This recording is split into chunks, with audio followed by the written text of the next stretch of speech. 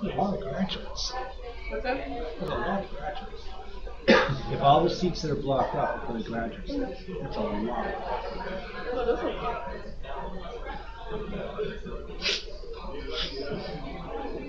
Maybe there's some PhDs or something.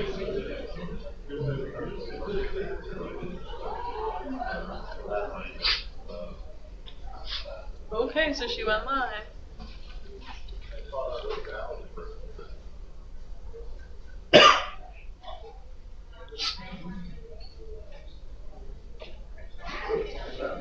I'll stretch down so you can see.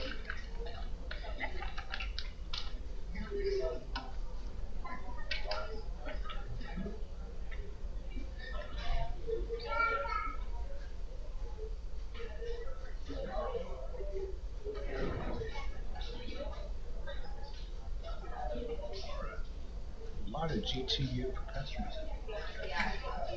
Like the GTU rooms, I think.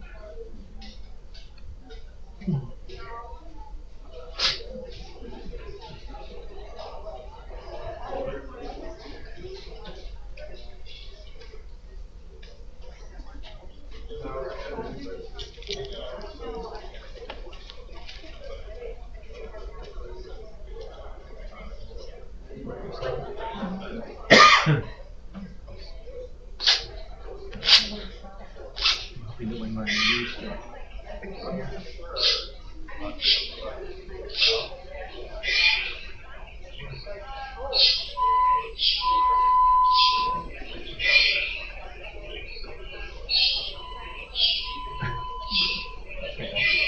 No, it's not funny. I wonder what that is.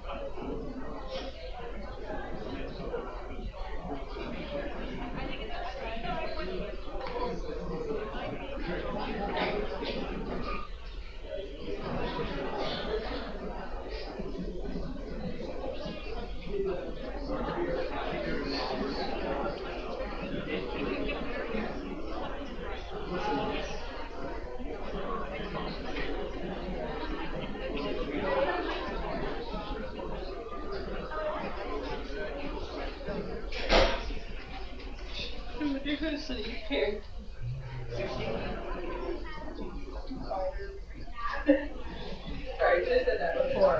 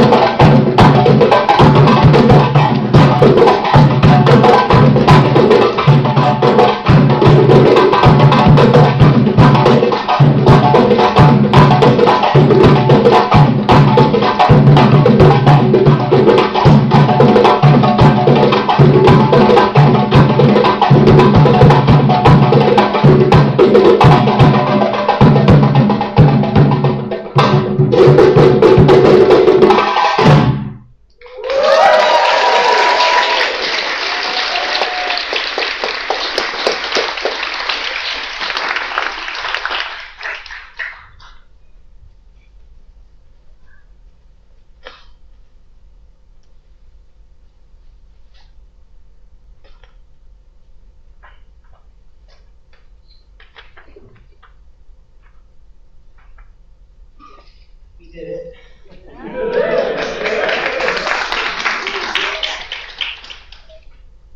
Good afternoon. Greetings of peace to you that are here and to those on live stream. For this momentous occasion, as we celebrate our accomplishments, we don't want to forget our brothers and sisters in humanity throughout the world who are struggling and suffering due to injustice. Praise be to God, Alhamdulillah.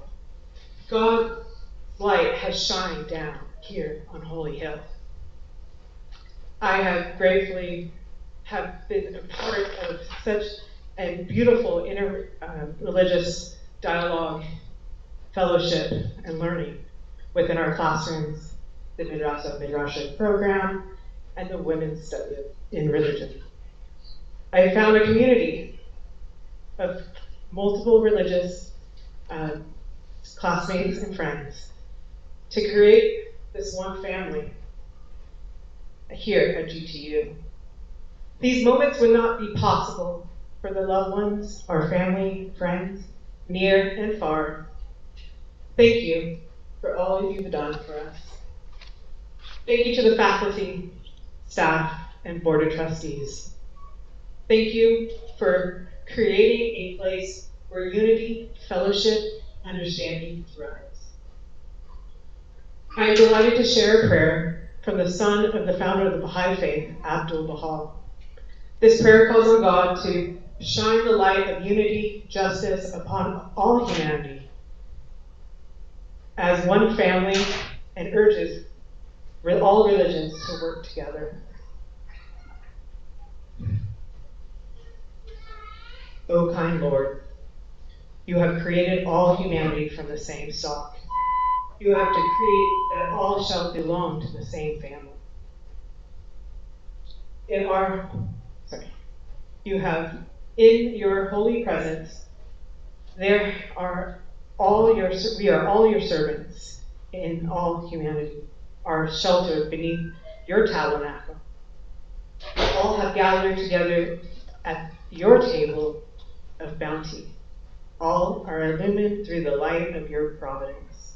O God, you are kind to all. You have provided for all. You have sheltered all. You've conferred life upon all. You have endowed us each with the talent and faculties, and all are submerged in the ocean of your mercy. O kind Lord, unite all. Let the religions agree to make one nation so that we can see each other as one family and the whole earth as one home. May they all live together in perfect harmony. O God, raise the banner of oneness of humanity. O God, establish the most great peace. Cement, O God, our hearts together. O kind Lord, God.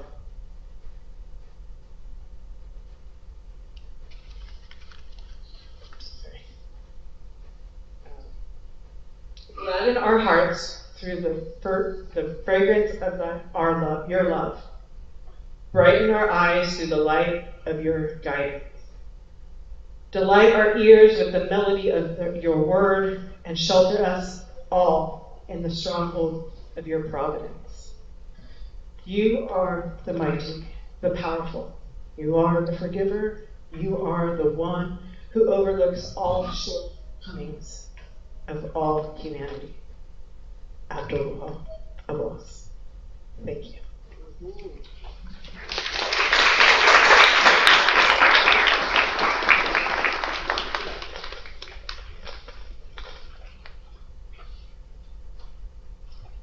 Welcome everyone to the Temple of Learning, especially the graduates and their family and friends, to the 38th commencement of the Graduate Theological Unit. The number 38 may be a surprise to some of you, given that the GTU was founded in 1962. However, GTU did not have its own commencement during its first 25 years. Yes, that is true. The first GTU commencement in which all members of the consortium participated, namely presidents and deans, the core doctoral faculty, and other contributors to the success of these common academic degrees, was held in 1987.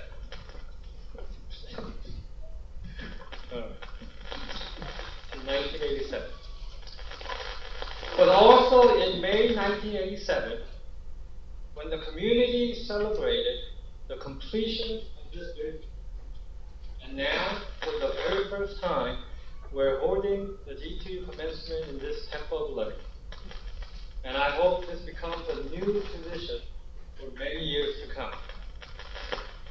Back in 1987, this building's interior space was equipped and configured to support the needs of the learning community at that time. This was before the internet, which became popular around 1995, when the World Wide Web was established. And Netscape Navigator, I know some of you remember this, was a dominant browser with around 10 million users. The library, for the most part, was still using the paper catalog technology. We spent past 3 years to complete the alteration to the building, and we configured and equipped the interior space to better meet the needs of today's faculty, students, and staff. But I'm confident that in 20 to 30 years from now, the building will most likely undergo another round of significant changes and upgrades to meet the needs of the next generation of scholars, learners, and staff. Supporting all who enter this building, either in person or virtually, to experience some form of augmented reality learning, for example. It's got to come in 20 to 30 years. However, what has not changed since the beginning is that the space of the Hewlett building, no matter how it's configured or equipped, will always support grave conversations, collisions of ideas, and rigorous learning that engage one another and across differences in a safe and stimulating environment. It is a symbol as well as a physical setting, perhaps even a Sitzen Leben, for all of us to embrace and enter, and do theology together rather than apart from one another, which I believe is the foundational principle of GTU. Doing theology together is better than doing it apart, especially for such a time as this. That has not changed, and we are here today to celebrate that spirit. And of course, we are gathered here today to celebrate our graduates who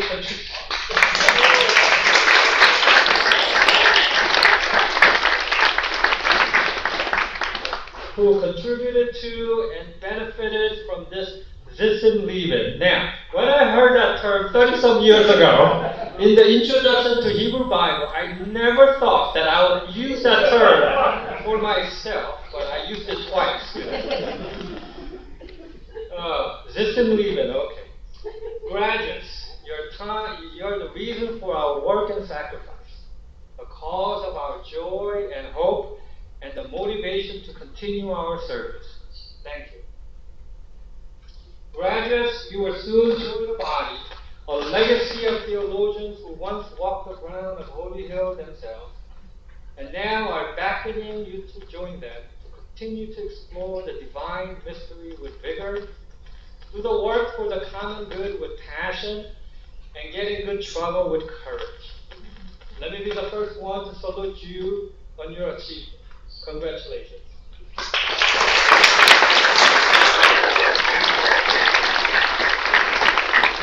There would have been a perfect time for me to get off the stage, right? But I have one more page. As it has been a tradition for some time, thank God no one passed away during this year, so I'm going to skip the remembrance, okay? I would like to mention and thank those who are retiring after having faithfully and eagerly served this learning community for a very, very long time. Edward Krasavec, a member since 1985, is retiring from Dominican School of Philosophy and Theology. Arthur Holder, a member since 1986, is retiring from the GTU. He actually wanted to retire like 5 years ago, but I kept it. I begged him to stay a little longer. George Greiner, a member since 1989, is retiring from JST, Jesuit School of Theology. And Thomas Catoy, who joined in 2006, is not retiring, but is leaving Jesuit School of Theology for new opportunities in Rome, Italy. If you didn't know, now you know. Okay, Thomas Catoy is going to Rome. Okay? As some leave our community, others have joined us. The following individuals have joined our consortium in this current academic year, where we'll begin this summer, all at Pacific School of Religion. I have this sneaky suspicion that some people didn't get the memo. All right. Alexandra Rosado Roman is Assistant Professor of Gender Studies at Caribbean Decolonial Ethics. Ish Ruiz, Assistant Professor of Latinx and Queer Decolonial Theology. And Kristen Stonke is Associate Professor of United Methodist Studies and Leadership. Together, we will continue the long tradition of making this community diverse, profound, dynamic, and adventurous. In short, a learning community like no other. Thank you.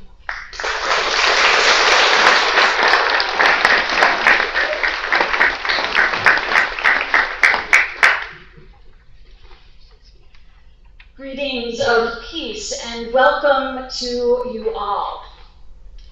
Those of you who are gathered here in this beautiful space, and those of you who are joining us on live stream for today's celebration. This is indeed a joyous occasion when we celebrate the achievements of our graduates and send them forth with our gratitude and blessings. This year, our graduating class comes from all over the United States, as well as Indonesia, Korea, Kenya, Taiwan, and Ethiopia. Our graduating class focused their master theses and doctoral dissertations in the following fields: interreligious studies, interdisciplinary studies, Jewish studies, Islamic studies, Dharma studies, Buddhist studies, the Baha'i faith, Mormon studies, Catholic theology, and Christian spirituality. I encourage you to look at the commencement program to appreciate more fully the diversity of our student body and their research interests. Congratulations to our graduates and to all of you whose love and support have brought them to this day. It is now my privilege to announce the recipient of the GTU Excellence in Teaching Award. Established in 2003, the GTU Excellence in Teaching Award, formerly the Sarlo Excellence in Teaching Award, is given annually to a member of the GTU core doctoral faculty who embodies in an exemplary manner the values of interreligious sensitivity and commitment, interdisciplinary approach and content in teaching, sensitivity to ethnic and cultural diversity, and creative and effective classroom pedagogical methods and performance. Nominations come from the doctoral students in each of our 4 departments, and the recipient is chosen by the core doctoral faculty's Appointments and Review Committee. This year, the recipient is Eugene Park.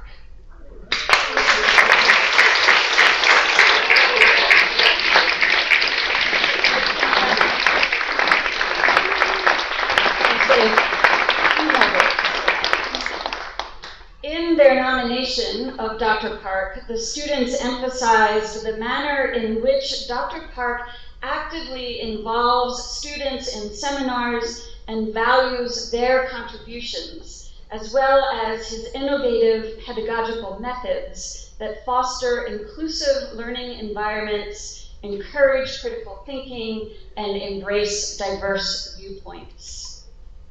Professor Park, it is a great honor to present you with your award today.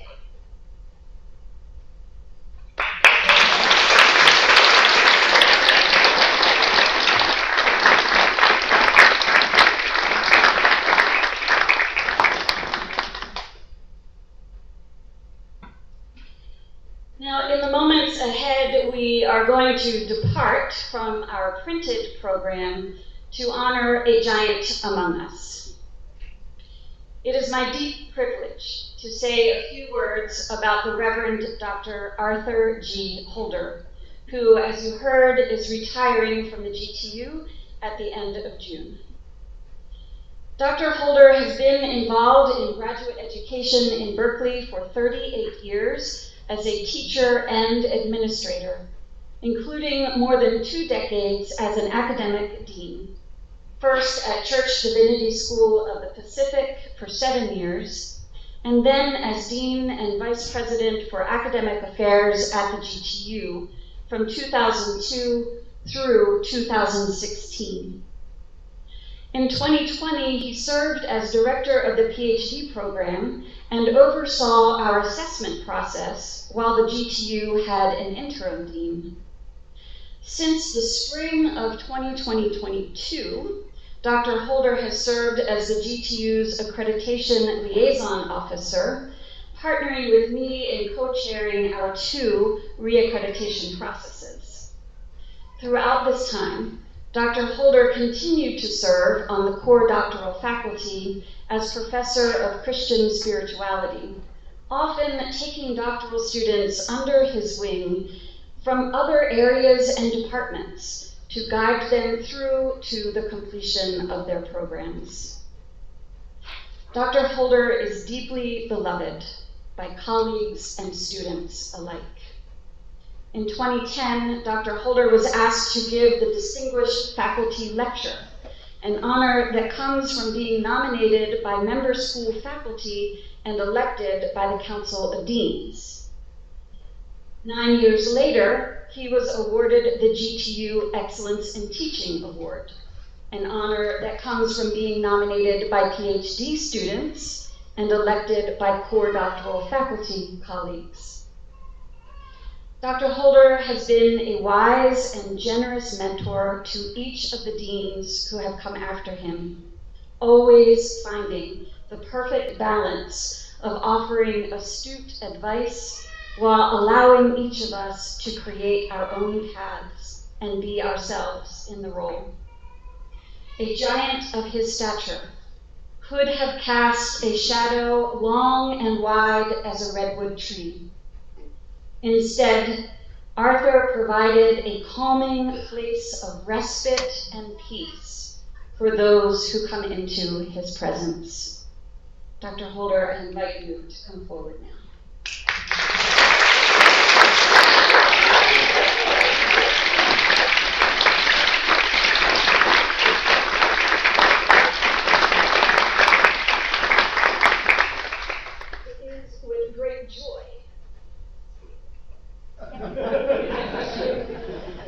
It is with great joy that I announce that the Graduate Theological Union, on the recommendation of the Academic Committee and by the authority of the Board of Trustees, awards the ranks, plural, of Emeritus Professor and Emeritus Dean to Arthur G. Holder.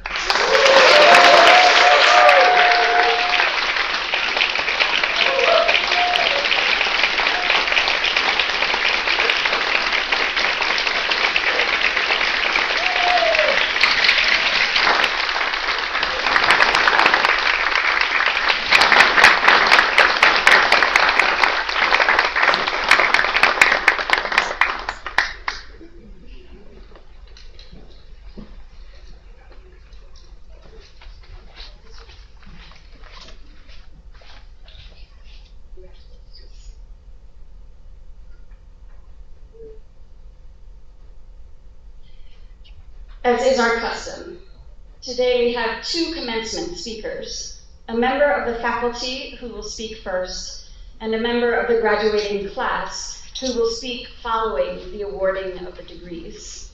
I will introduce both of the speakers to you at this time. I'm happy to introduce our graduate speaker, Jess Paul Jones. Jess Paul Jones has completed his PhD in religion and practice, studying the religious development of young adult Latter-day Saints. Jess is the recipient of the Paul Podvin Endowment Scholarship.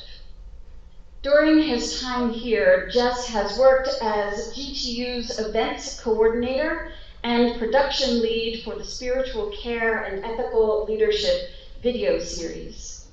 He is currently the director of the Institute of Religion of the Church of Jesus Christ of Latter-day Saints here in Berkeley, and serves as a member of the advisory committee for the GTU's Center for Art and Religion. Jess is married to his sweetheart, Corinne, and they have 4 sons, all of whom are here today, Calvin, Lincoln, Owen, and Miles, and they live in Walnut Creek, California. I'm also delighted to introduce our faculty speaker, Dr. Valerie Miles Tribble, who also has a son named Miles. Dr. Miles Tribble is Professor of Ministerial Leadership and Practical Theology at Berkeley School of Theology. Valerie engages liberation theology as a womanist scholar, practical theologian, and community activist pastor to raise critical awareness of systemic oppressions. As the 2021 GTU Distinguished Faculty Lecturer, Dr. Miles Tribble holds dual GTU department alignment in theology and ethics and religion and practice, as she integrates theoethics with intersections of social justice praxis in church and society for restorative public approaches. She currently chairs the GTU Religion and Practice Department and serves as core doctoral faculty. She authored the monograph, Change Agent Church in Black Lives Matter Times, Urgency for Action. Please join me in welcoming Dr. Valerie Miles Tribble.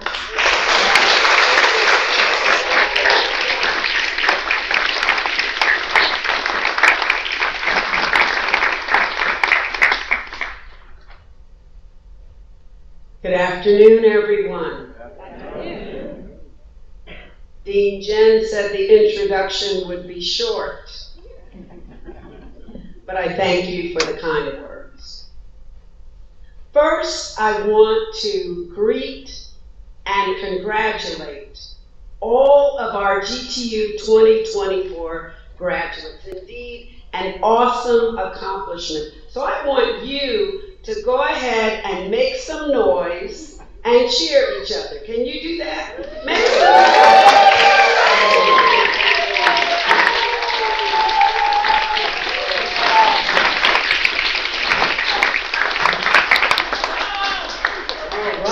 All right.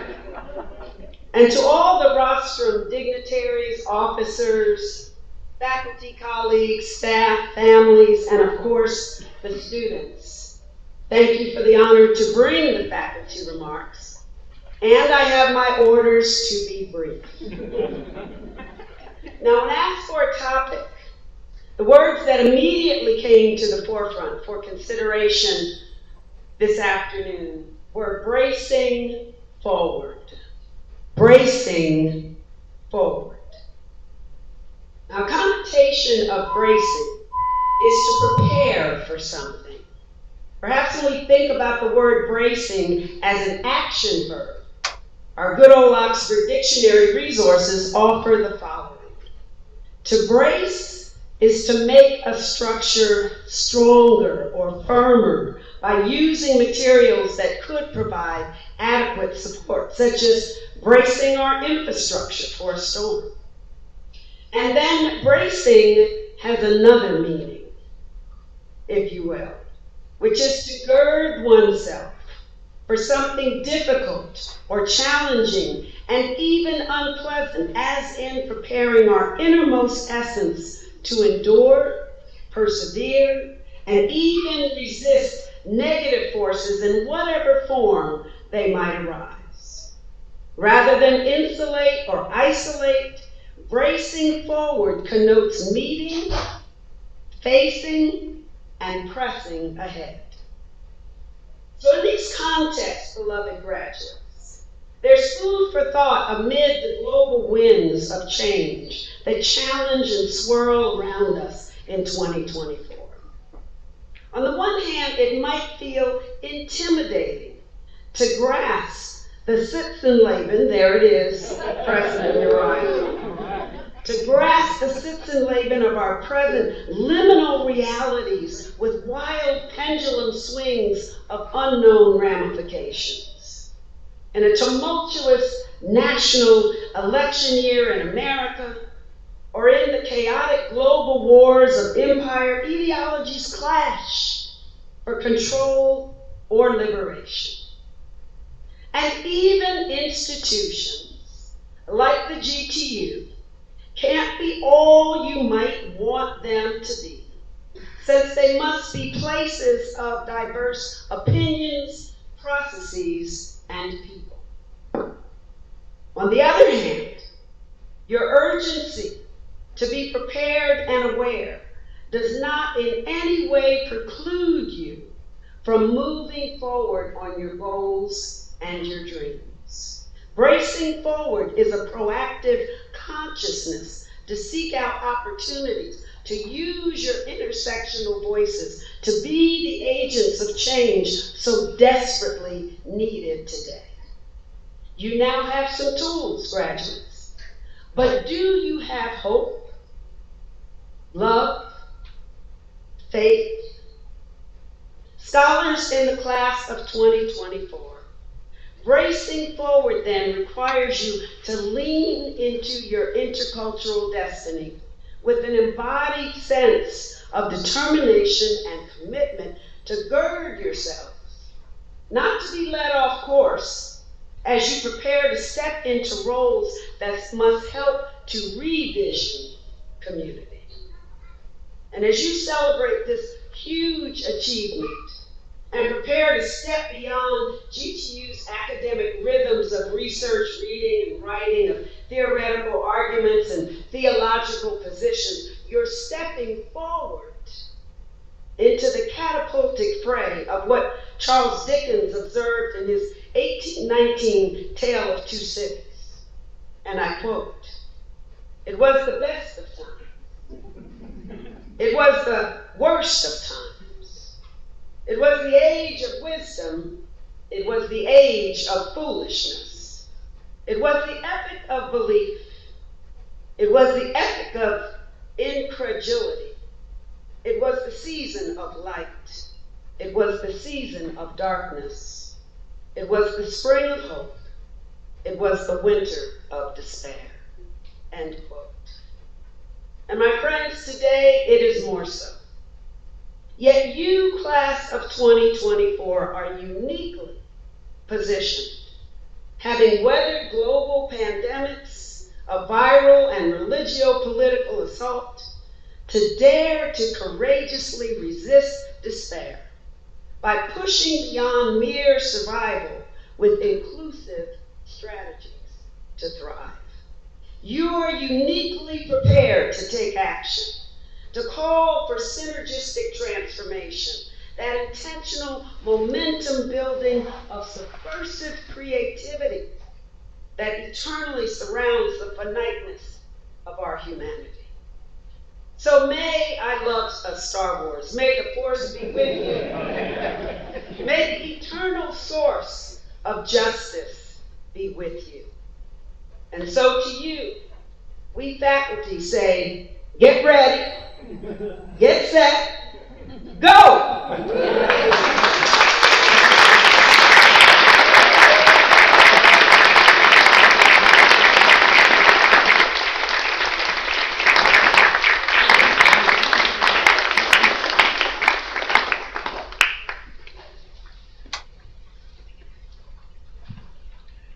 Fantastic. Thank you, Dr. Miles Tribble.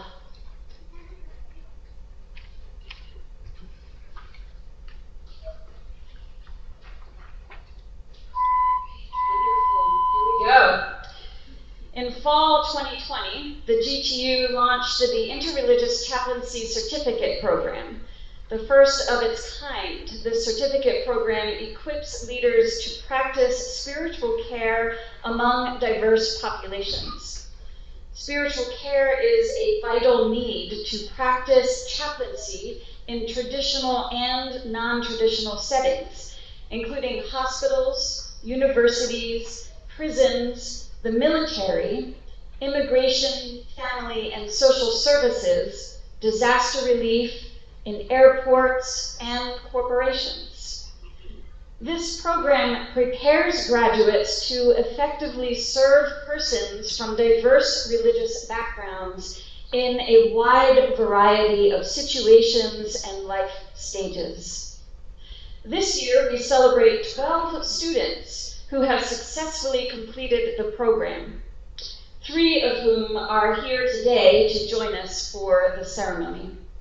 I invite Dr. Kamal Abu Shamsia forward now to hand out the certificates. Dr. Abu Shamsia is Assistant Professor of Practical Theology and the Director of the Interreligious Chaplaincy Program at the GTU. Certificate students, when I call your name, please come to the stage to receive your certificate. Carmen Teresa Gomez.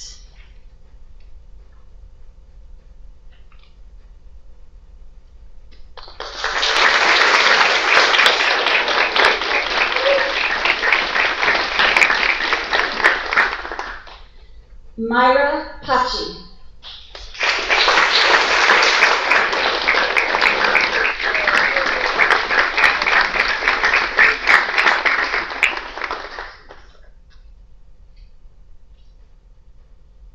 Alan Shore.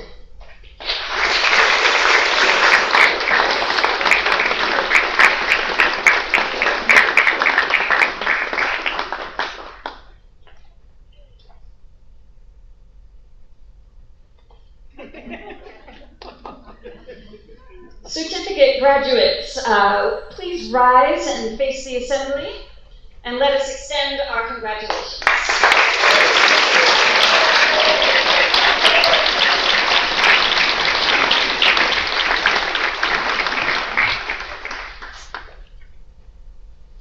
Will the candidates for the degree of Master of Arts please rise?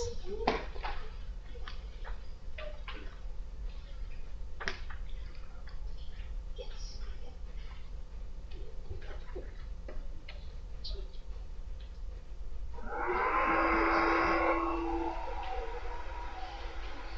Mr. Chairman, on the recommendation of the faculty and of the deans of the Graduate Theological Union and the member schools who have certified that the candidates have completed all the requirements for graduation, I present to you the candidates for the degree of Master of Arts. By virtue of the authority vested in me by the Board of Trustees of the Graduate and the State of California, on the recommendation of the faculty and the deans of the member schools and the dean and the president of the Graduate Theological Union, I have the honor of conferring on you the degree Master of Arts, with all the rights and privileges appertaining thereto, in token whereof we hand you this diploma and cause you to be invested with the hood of this degree. The candidates for the degree Master of Arts may be seated. When I say your name, please come forward to the stage. Guests, please hold your applause until after I read the name of the faculty member who will hood.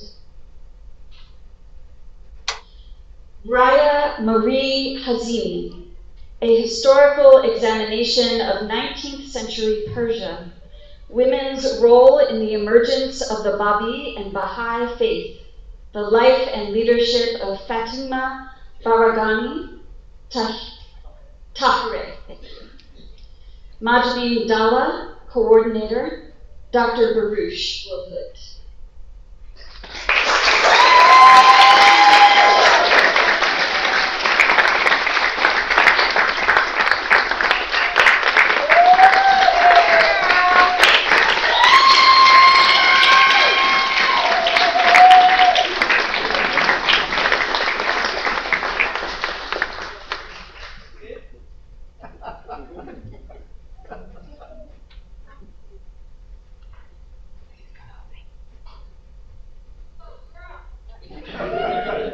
Thanks, Cal.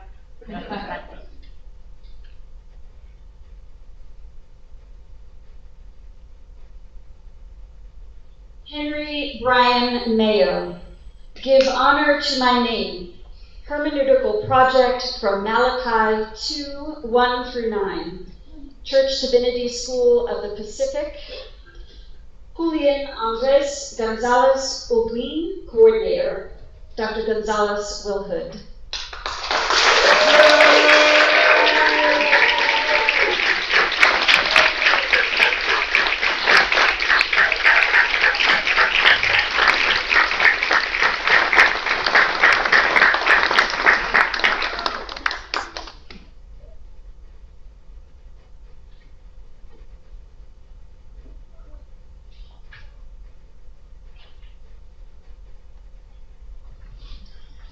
Mia Simone Trachtenberg, the compassionate indweller, uncovering the maternal divine through childhood imagination, co-creation, and communal return.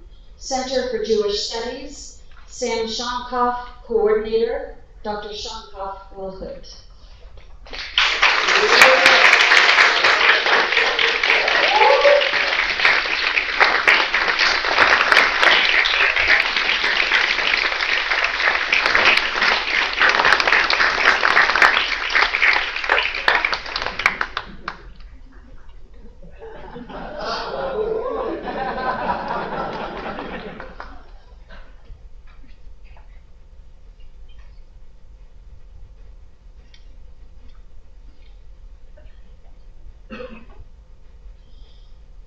Yuting Wang, self-immolation in rain-making rituals and Chinese Buddhism. Institute of Buddhist Studies, Richard Payne, coordinator. Dr. Payne will hood.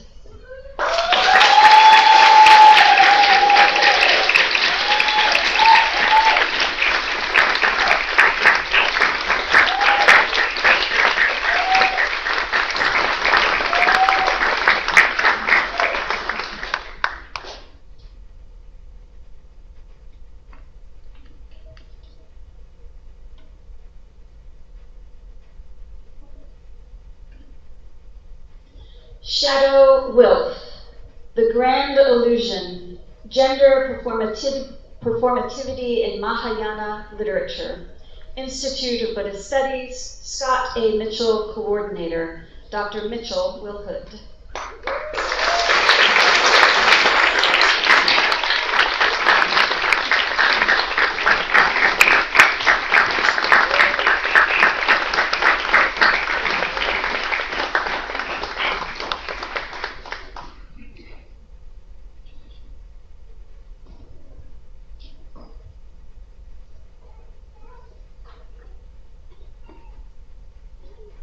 Will the graduates who have earned the degree Master of Arts please rise and face the assembly? Let us extend our congratulations.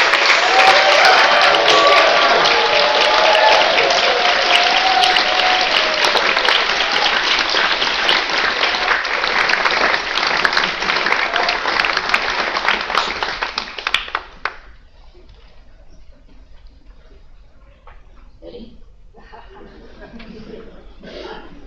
Will the candidates for the degree of Doctor of Philosophy please rise?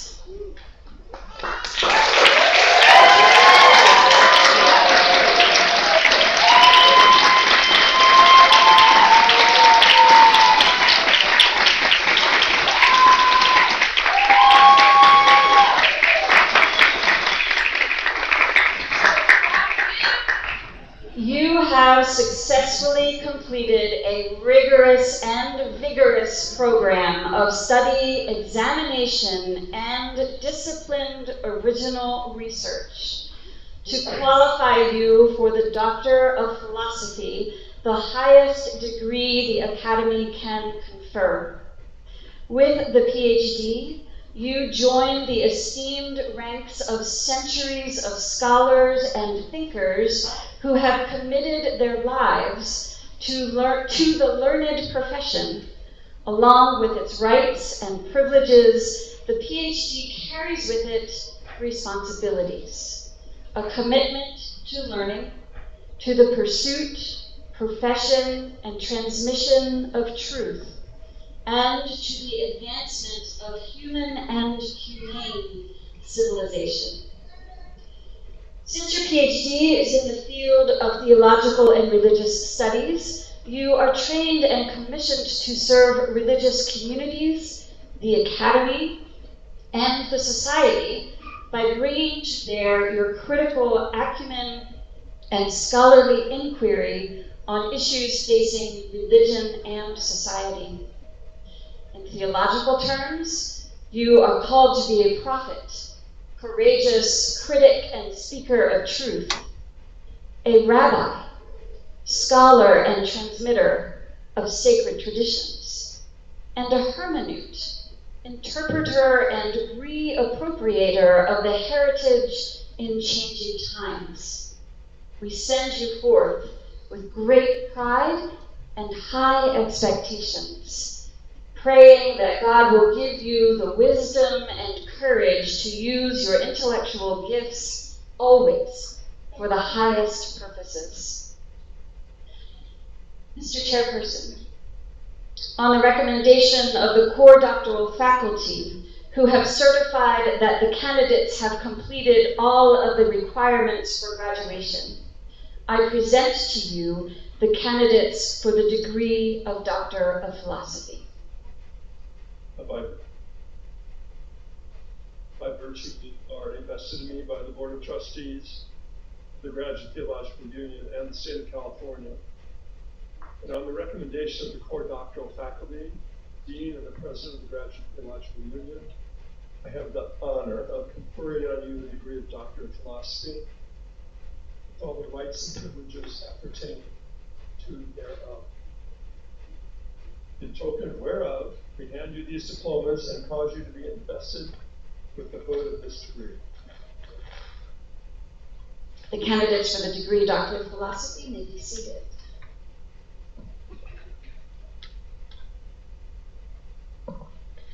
When I say your name, please come forward, and guests, again, please hold your applause until after I read the name of the faculty member who will hood. Abraham Adam.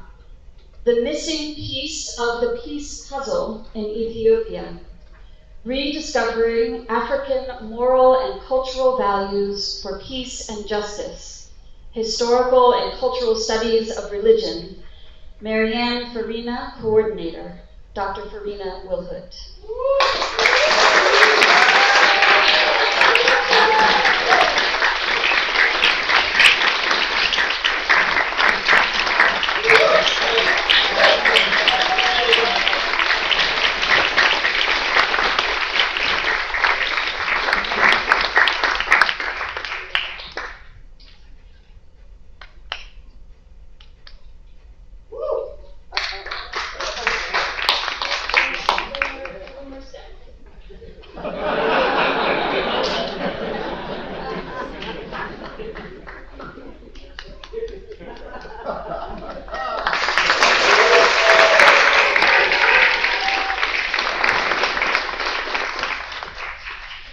Christina M. Atienza, OP. Who do you say that you are? A psycho-theological and sociological comparison of the identity of American Catholic sisters and Vajrayana Buddhist monastics. Historical and Cultural Studies of Religion, Thomas Katoy, Coordinator, Dr. Katoy Wilhut.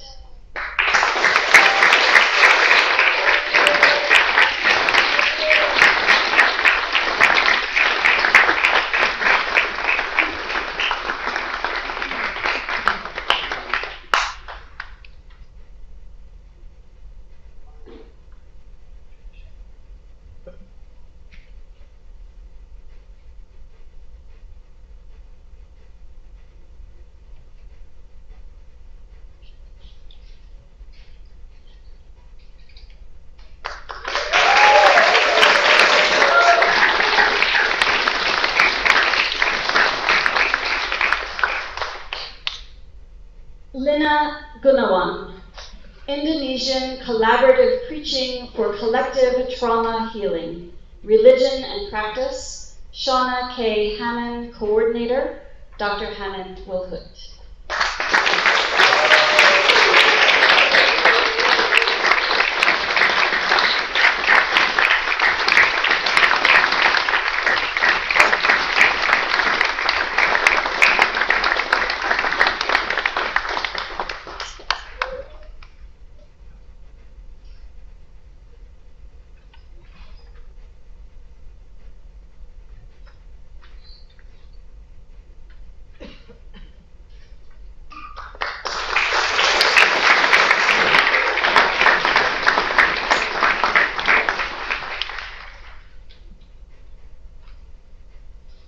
Clifton Edward David Huffmaster, Philosophy of Language, Logic, and the Transcendental in Gregory of Nyssa and Ludwig Wittgenstein, A Historical Approach. Historical and Cultural Studies of Religion, Thomas Katoy, Coordinator, Dr. Katoy Wilhut.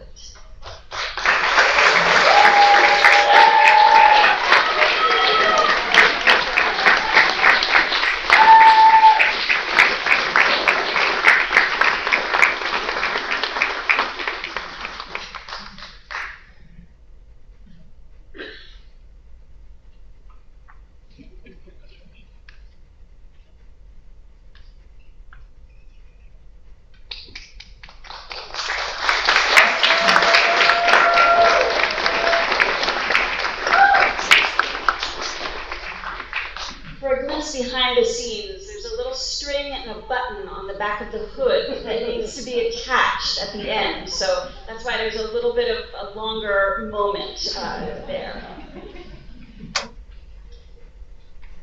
Siwan Jang, Feasts of Fellowship, the Korean Confucian Jes Ancestor Rite as resources of memory for celebrating the Lord's Supper in the Presbyterian Church of Korea, PCK.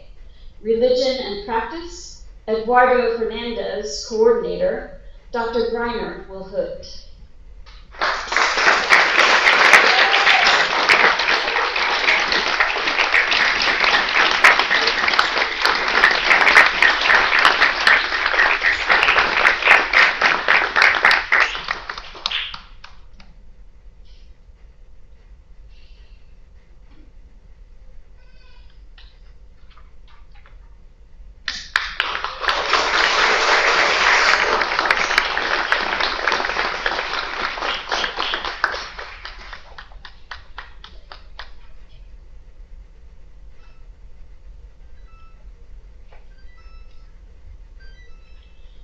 Jess Paul Jones, Seeking the Saint, a comparative analysis of young adult Latter-day Saints interview data taken from the Family Foundations of Faith research study at Brigham Young University. Religion and Practice, Eduardo Fernandez, coordinator. Dr. Fernandez Wilhood.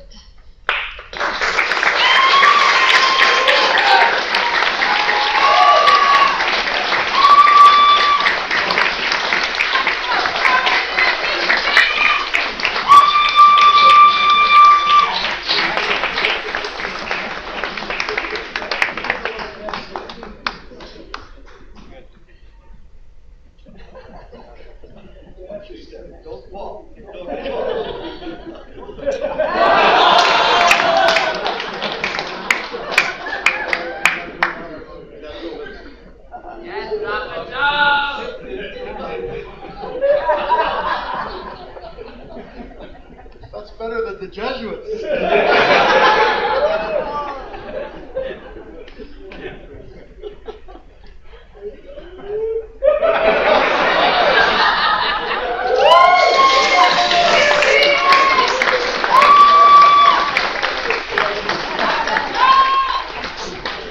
Steal your line. Yes, Dr. Jones just did his first alumni donation. That line is attributed to Dr. Miles Tribble there. Donghui Kim, Miracles Reconsidered, a fresh assessment from philosophy, science, and theology. Theology and Ethics, Robert J. Russell, coordinator. Dr. Russell Wilhood.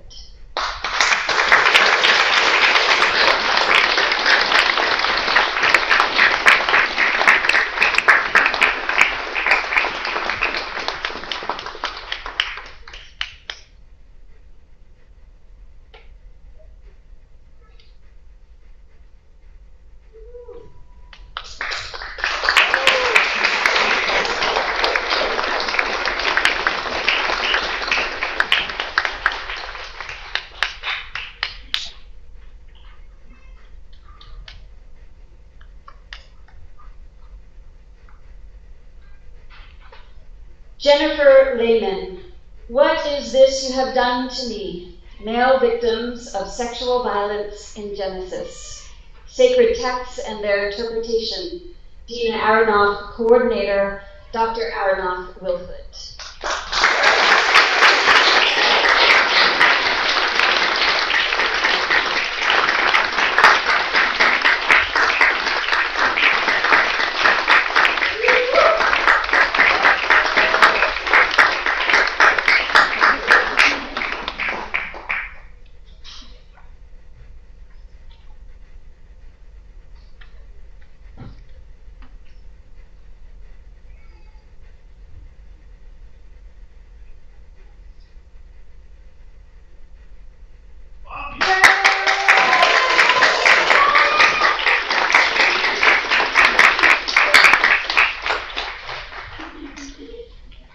Gideon Mugambi Mbui, Drumbeats for the Heartbeats, towards a constructive African public theoethics for holistic Ustawi, theology and ethics, Gabriella Latini, coordinator, Dr. Peters Wilhood.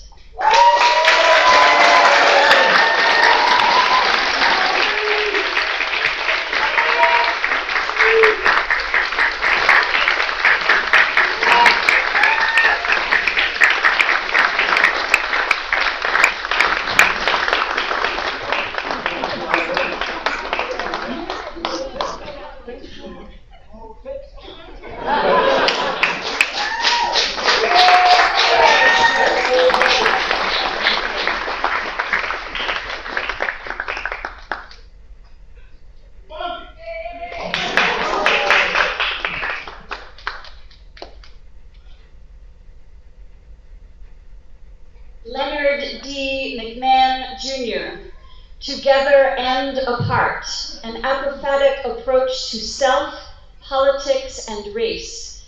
Theology and Ethics, Arthur G. Holder, coordinator. Dr. Holder Wilhood.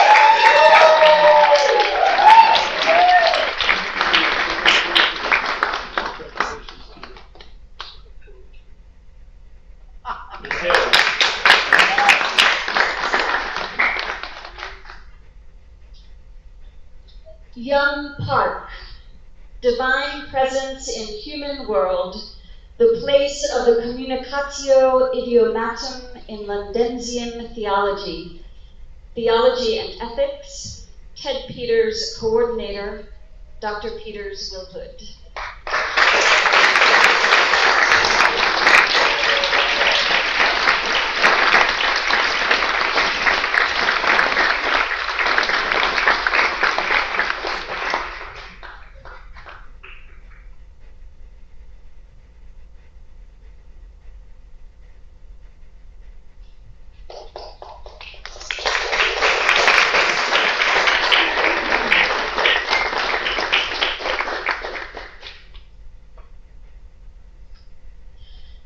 Christian Suba, the spiritual historian, James Baldwin and the transformation of religion into art, historical and cultural studies of religion, Devin Zuber, coordinator, Dr. Zuber Wilhood.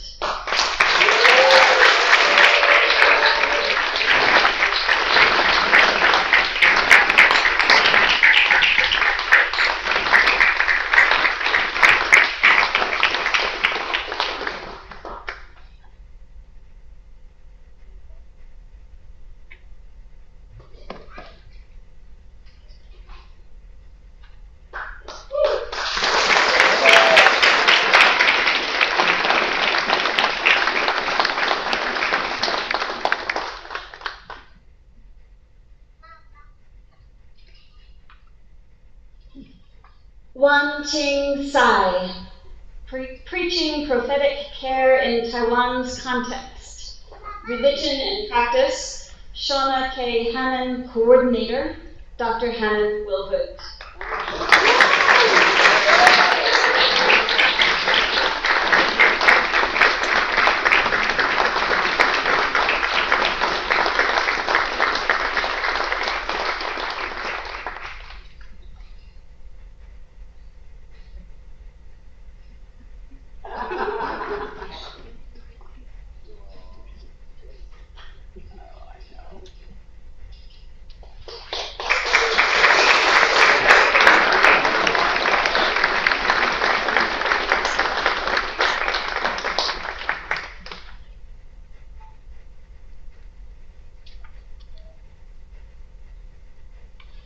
Will the graduates who have earned the degree Doctor of Philosophy please rise and face the assembly? Let us extend our congratulations.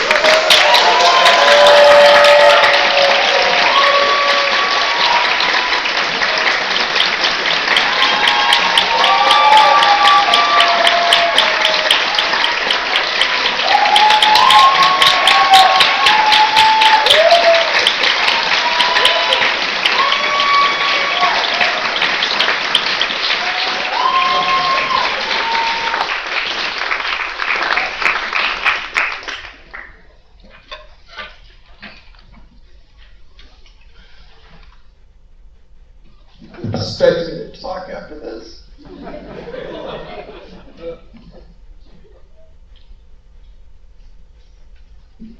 Well, in case you're wondering, what I'm wearing other than the hood is not what you get when you speak at Commencement. There are some very kind gifts from some of my Polynesian students who couldn't attend today. And yeah, you're going to find I cry at the sight of ducks crossing the road, so we're in trouble today. I am so thrilled to be here. I'm so very honored. My thanks to President Kim, Dean Davidson, and Associate Dean Erickson, and the Board of Trustees, and the faculty and staff, and all of those from the one-man army that is John Seal, to Michelle Simon, the Financial Aid Department, the Advancement Committee, those who work behind the scenes to make this possible. Thank you. We give them a round of applause, please.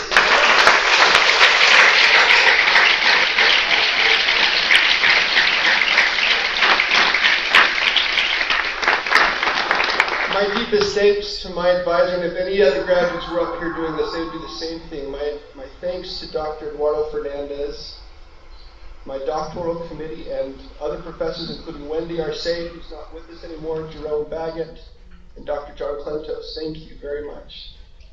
It has been a sincere pleasure working with you and to learn from all of you.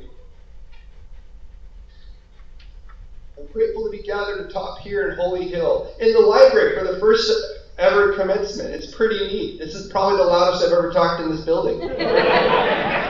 Actually, some of you might say that's not true, Jess. But whether for those of you who don't know, this place is called Holy Hill, and why it's called that depends on who you ask. Whether it received the name from the seminaries atop the peak, or because most pedestrians find religion or out of sheer exhaustion as they try to climb it up the streets every day.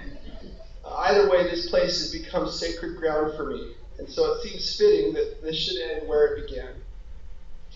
So many of us, as you know, experienced graduate school through the lens of COVID lockdowns, which drastically changed how we completed coursework. And I'll never forget those many months of meeting with teachers, faculty, fellow students in my makeshift study room of our home in Walnut Creek.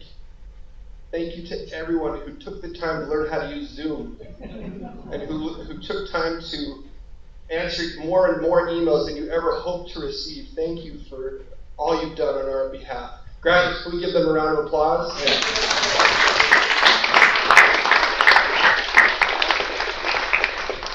Moreover, I'll never forget my angel wife, Corinne, who in an 1,100 square foot home supported me in my studies of my small degree while my two of my boys went and earned their first and second grade degrees, all on Zoom. Entertained two more of our boys trying to keep the house quiet while we were all on our classes separately. The only thing that worked harder than her, I think, was the Wi-Fi. But truly, how she kept the pace for those 18 months still baffles me. Truly, I count her sacrifice to be one of the purest examples of selfless charity that I've ever known.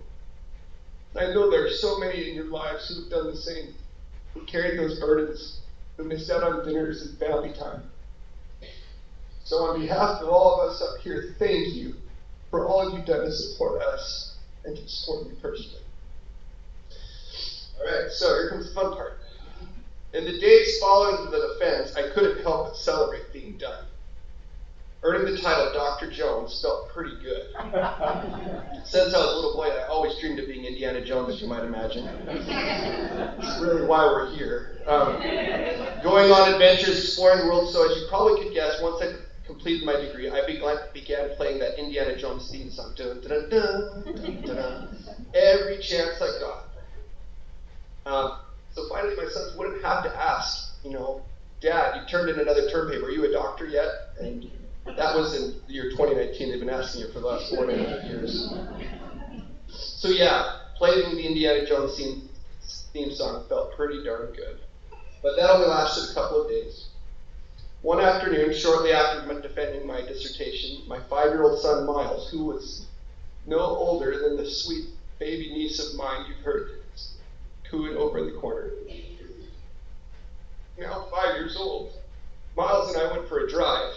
Great name, by the way. And as we set out, we began playing that Indiana Jones theme song again. And without thinking too much about it, Miles just asked, Dad, you're a doctor now, right? That's right, I grinned. Staring out the window, he then just casually asked in reply, so Dad, who was the last person you helped? So feeling more foolish than proud, I turned that music way down. And I fumbled out a lackluster response. He caught me. In all fairness, graduate work seems pretty strange to kids. I only recently convinced my boys that defending a dissertation did not in fact involve swords, shields, or pistols at dawn. Although they probably would have liked to see that happen. I know that I had tried to be helpful in the past, but I really had no response in that moment. My youngest boy, Miles, taught me one of the last lessons of my doctoral degree, which is, it's not important what the letters are at the end of your name, but the people you help by the end of the day. And since our very first visit here to GTU in 2018, I knew this was a place of helpers. My wife and I knew this was a very special place. During our visit, we attended a campus-wide vigil for the victims of the recent shootings at the Al-Noor and Linwood mosques in Christchurch, New Zealand. During that vigil, that's where I first got to know you, Dr. Mouse Tribble, we stood out on the lawn of the Pacific School of Religion, and we saw members of every school, every center, and what seemed to be like every denomination that attended GTU. Although my wife and I were the only members of the Church of Jesus Christ of Latter-day Saints in attendance, we felt very much at home. As part of that ceremony, a cloth was passed, and around that bore the names of each of the victims. We took turns rending the names from that cloth and reading them aloud as a token of remembrance and lament. I learned that day that GTU's mission is one of love and solidarity. We seek to comfort those that stand in need of comfort. Along with my regalia today, in fact, one of the most sacred cloths I carry with me is that piece of cloth I rent those 4.5 years ago, carrying the name of Linda Armstrong, a faithful mother and Muslim who died at Al-Noor. I've carried her name attached to my book bag for the last 4.5 years until the day I defended my dissertation, as a reminder of GTU's sacred mission. That is the reason why we came here in the first place. That is to help. That is to lift. That is to serve. When COVID-19 restrictions halted in-person gatherings, I was approached by Sephora Markson, who was then the Chief Strategy Officer here at GTU. And she asked me to help coordinate a new media initiative, which came to be known as the Spiritual Care and Ethical Leadership Series. We considered what this project might look like, and as we did so, Sephora remarked, we need to find a way to help GTU continue its spirit of mission. So what developed in the following months was a video series that highlighted teachings, insights of wisdom, and faculty, alumni, students who sought to serve their respective communities throughout the months of lockdown. I was inspired to learn from Elizabeth Pena and Lydia Webster how the Center of Art and Religion turned their gallery windows into art displays that could be viewed safely from outdoors. I enjoyed interviewing Dr. Gideon Mbui, who we're going to be able to hear from in a few minutes. That's right. As he tended to a herd of goats in Castro Valley and a jet stream parked down a farm, and as he ministered to friends and colleagues around the world using remote technology. These friends, and like so many of them, each reflected the spirit of GTU in their own way.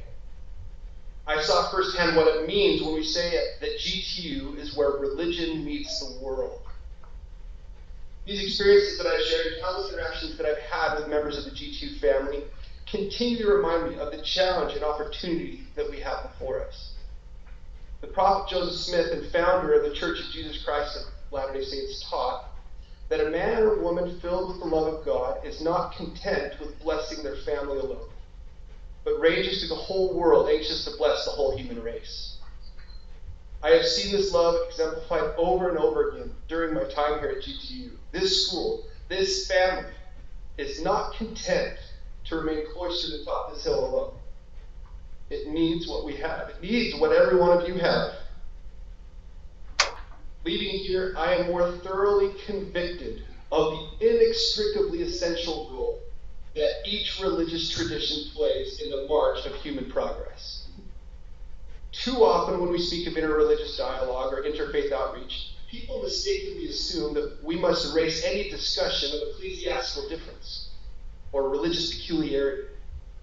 We linger in the safe space of common vocabulary without doing the hard work of speaking, explaining, or comparing terms and understandings. I have come to learn that an act of interfaith dialogue is truly learning to love thy neighbor as thyself, learning to understand who they are and why they believe the way they do. So in that sense, we need brave voices to help usher in the tenets of their traditions and the voices of their forebears to meet the challenges of our contemporary world. We need Jews, we need Muslims, we need Orthodox Christians, Catholics, Protestants, Buddhists, Hindus, Swedenborgians, Latter-day Saints. We need the non-affiliated, the disaffiliated, and the agnostic and the atheist alike to share their beliefs and insights. It is not possible to gain a full appreciation of the human condition and the potential of the human family without first gaining a greater understanding of the thoughts and beliefs of our fellow human beings. In this regard, GTU is uniquely suited to be the world leader in interfaith relationships because we are not afraid to espouse and articulate beliefs that are unique to those of our classmates. So what does that mean for you and me, especially as we are leaving this special place? Speaking candidly, I've become more aware of inner anxiety and an uncertainty that comes when contemplating life after a degree. So have my kids. It's something that my advisor, Dr. Fernandez, calls postgraduate depression. Not knowing what to do after a degree is a difficult problem to solve. When so many people ask how you're going to celebrate your degree, I think we're all inwardly wondering how we're going to move on. However, as I look back on my time here, I can see that the answer to these questions has always been mixed into the ingredients at GTU. Like Dr. Martin Luther King wrote from his confines of Birmingham jail, we must come to see that human progress never rolls in on wheels of inevitability. It comes through the tireless efforts and persistent work of men and women willing to be co-workers with God. I believe that the greatest liberty that one can gain is in the quest to help one another. If you don't know what to do, like the Boy Scout I used to be, do a good turn daily.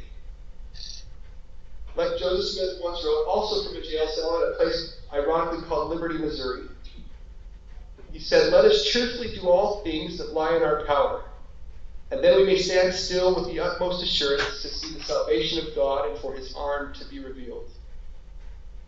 As we continue to discover what life looks like after graduation, part of my aim will be to emulate the deliberate examples of selfless service that I have seen here at GTU.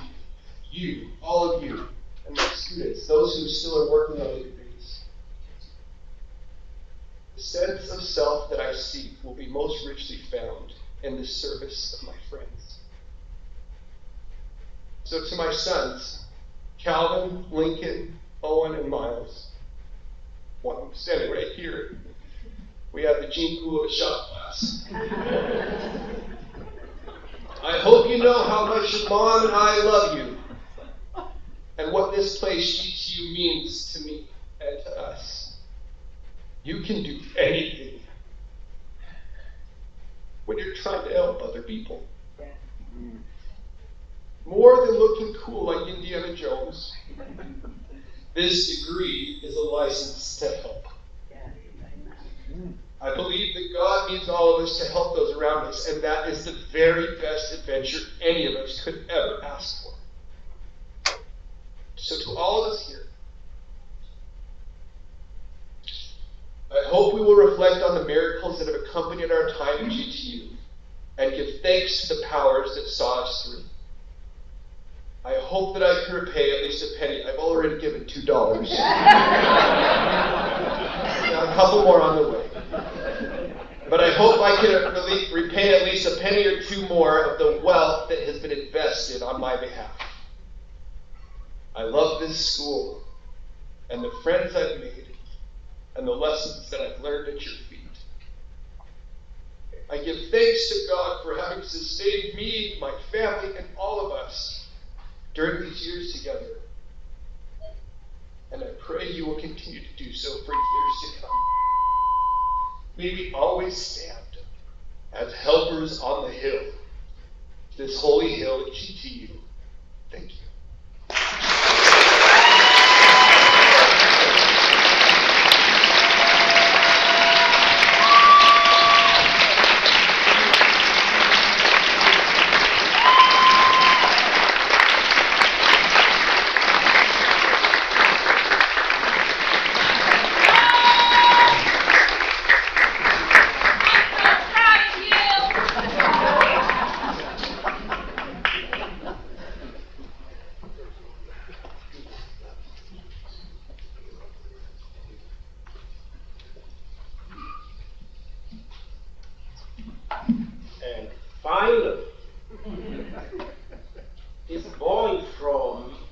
Kiene Village, Kianjai,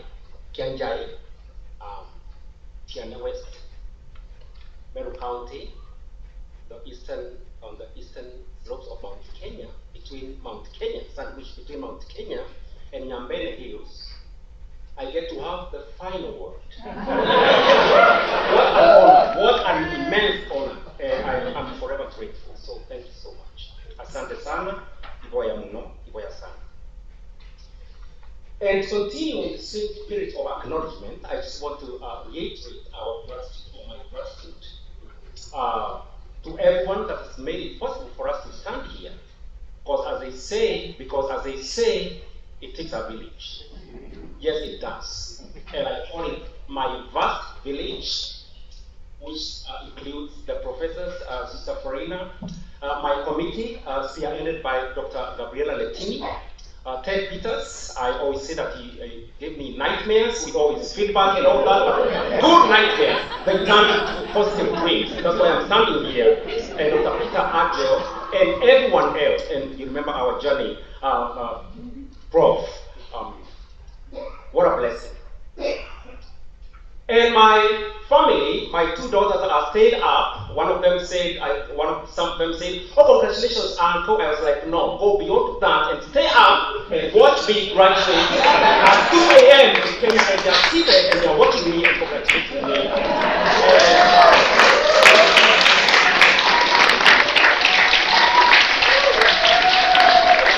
So it takes my village, it takes a village really, and my sister saying, oh yeah, even Tata, my mother, would be watching. I was like, no, don't do that. She's at 85, at 2 a.m., please. I mean, like, let's not go that far. And she's like, okay. So, the theme for whatever I'm doing here for a minute,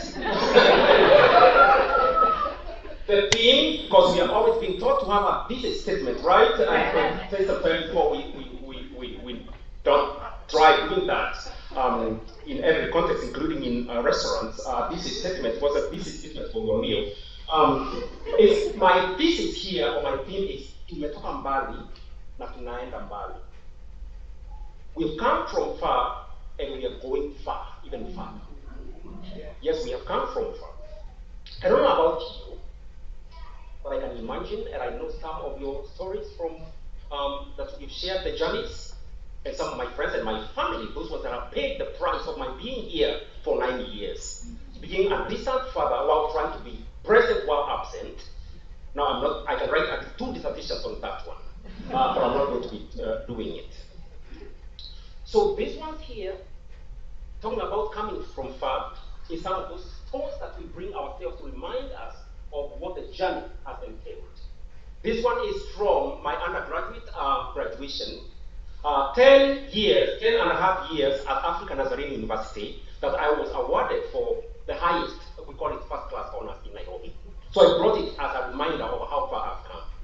And then today, being the 9th of May, 2024, marks 13 years since I started on my undergraduate degree at African Nazarene University on May 9th, 2011, 13 solid years of doing the same thing and suspending your lives, including my music, to pursue a PhD. For what again? I don't know. But at least I can have peace that at 52 I paid off that debt and I can go and have a life, I think. That might be a job.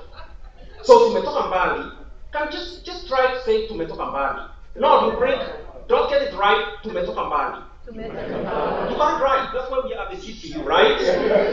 So we have come from far to tumetoka mbali sana. Then what? So we're done. We've gotten our degrees. We got our PhDs and masters. Then what? This reminds me that I share briefly Swahili saying that says goes. Penye wazee hakiharibiki neno. Where there are elders, things seldom go wrong.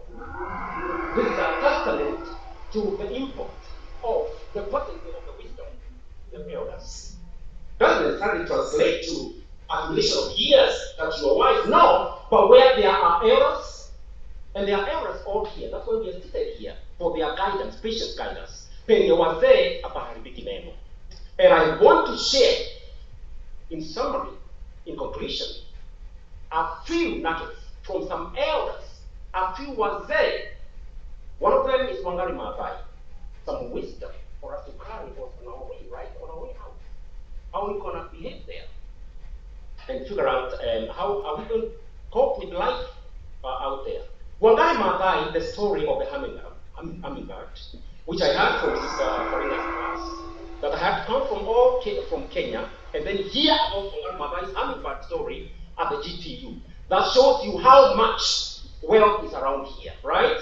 So Wangari Maathai was a Nobel Peace Prize winner, Peace Prize winner 2004 for her environmental justice, whatever efforts. And then she tells the story of a hummingbird, about this bird.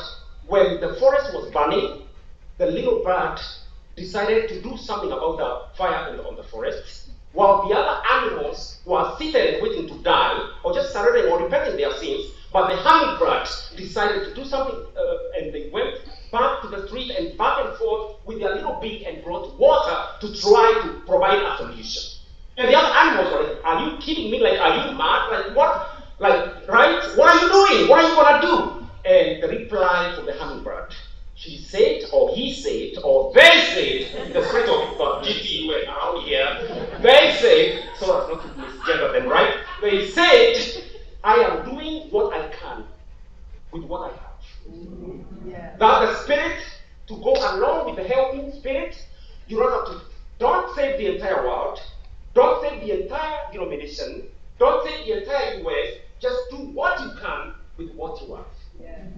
Now, this is not an invitation to be naive or to have some naive optimism that my PhD in African theology is going to save anyone. Actually, we must start by questioning who is even interested in hearing what I did, right? I mean, that's even the first challenge. But let's go and do it. But there will be discouragements, there will be depression, there will be opposition. This is where Toni Morrison, one more elder, Toni Morrison, American acclaimed author, says that in times of discouragement, there is no time for despair. There is no time to give up. There is time, this is a time to create, and this is the time to continue doing something about the situation. For me, finally, Elder Malidoma Somi from Burkina Faso has encouraged me and reminded me that our wisdom from Africa, for a long time hidden and ignored and edited from, like Africa, our wisdom doesn't qualify as part of the major religions, right? So when we speak all this language, it's just like we are speaking a foreign language. But still, it counts, and that's why when I write and speak about Ubuntu and all that, I am confident. So graduates, join me in believing that what we care about matters and counts, and let's go and make a difference and be the hummingbird. But even in times of discouragement, let's always remember that the same grace that brought us here will, and I'm adding now because I'm the musician. Through men and angels, toils and snails, I have already come. This grace that brought me safe thus far, and grace will lead us home. Go with the same grace and blessings upon all of you. Amen.